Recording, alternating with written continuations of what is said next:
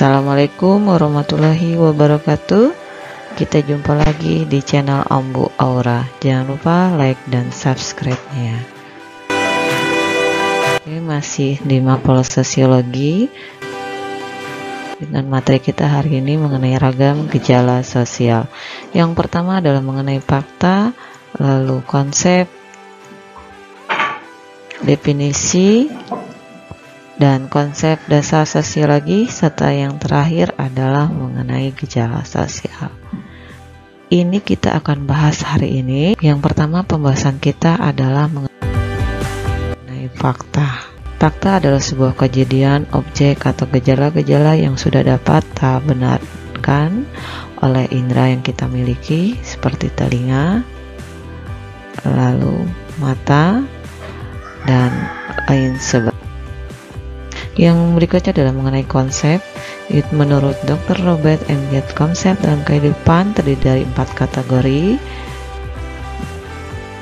Antaranya adalah konsep dalam kehidupan. Yang pertama adalah mengenai kognitif, konsep yang memahami tentang sesuatu hal. Lalu evaluatif, konsep yang bernilai sesuatu. Lalu pragmatif, konsep yang digunakan untuk mengetahui nilai praktis dari sesuatu. Dan yang terakhir adalah komunikatif, yaitu konsep yang digunakan sebagai alat untuk berhubungan dengan orang lain. Setiap konsep memiliki 3 unsur. Unsur yang pertama harus adanya sebuah contoh, lalu adanya ciri-ciri dan atau atribut, dan yang terakhir adalah adanya nilai dari atribut tersebut. Ciri dasar dari nilai atribut dapat dipahami di sini, yaitu mengenai ciri dasar, mengenai warna, bentuk, rasa, dan lain sebagainya. Lalu nilai atributnya, contohnya di sini adalah buah naga. Buah naga ini berwarna merah, rasanya sangat manis, beratnya bisa antara 1 kilo, 2 kilo, atau mungkin lebih dari 2 kilo. Bentuknya ada yang lonjong, ada juga yang bulat seperti itu. Berikutnya adalah mengenai definisi. Definisi di sini adalah secara harfiah itu adalah batasan yang lengkap dan jelas dari suatu konsep, kata, atau sebuah istilah. Misalnya, meja adalah perkakas rumah yang mempunyai bidang datar sebagai daun mejanya dan kaki sebagai penyangga. Contoh lainnya adalah sebuah televisi. Televisi ini bentuknya kotak, memiliki beberapa channel yang bisa kita rubah-rubah sesuai dengan keinginan kita apa yang akan kita tonton.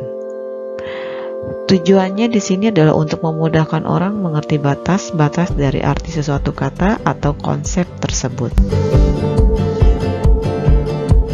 Konsep dasar sosiologi yang pertama adalah mengenai sosiologi, yaitu seluruh proses semua individu sejak masa kanak-kanak sampai dewasa berkembang, berhubungan, mengenal, dan menyesuaikan. Jadi dari masa kalian lahir sampai kalian bisa bicara, lalu kalian bisa bergaul, lalu kalian memiliki teman bukan hanya di sekitar rumah, tapi teman di luar lingkungan tempat tinggal kalian menyesuaikannya, kalian beradaptasi, itu yang disebut dengan sosiologi atau bersosialisasi. Kelompok sosial, kumpulan beberapa orang yang menyadari bahwa mereka merupakan bagian dari sebuah kelompok. Stratifikasi sosial, pembedaan penduduk atau masyarakat dalam kelas-kelas sosial. Khususnya di sini ada pembedaan antara kelompok orang miskin dan kelompok orang kaya. Lembaga sosial, tata kelakuan yang bertujuan untuk memenuhi kebutuhan khusus masyarakat, seperti lembaga sosial yatim piatu, lembaga sosial tunawisma, dan lain sebagainya. Perubahan sosial adalah perubahan nilai-nilai atau norma-norma, pola sikap, serta perilaku yang terjadi di masyarakat. Konflik sosial, keadaan masyarakat yang ditandai pertentangan akibat hubungan yang tidak serasi antara tindakan, norma, dan nilai sosial dalam sebuah interaksi sosial. Terakhir adalah mengenai gejala sosial. Gejala sosial di sini ada beberapa kategori. Kategori pertama adalah mengenai kemiskinan, yaitu munculnya sebuah kecemburuan sosial di masyarakat, biasanya terjadi antara sesama tetangga.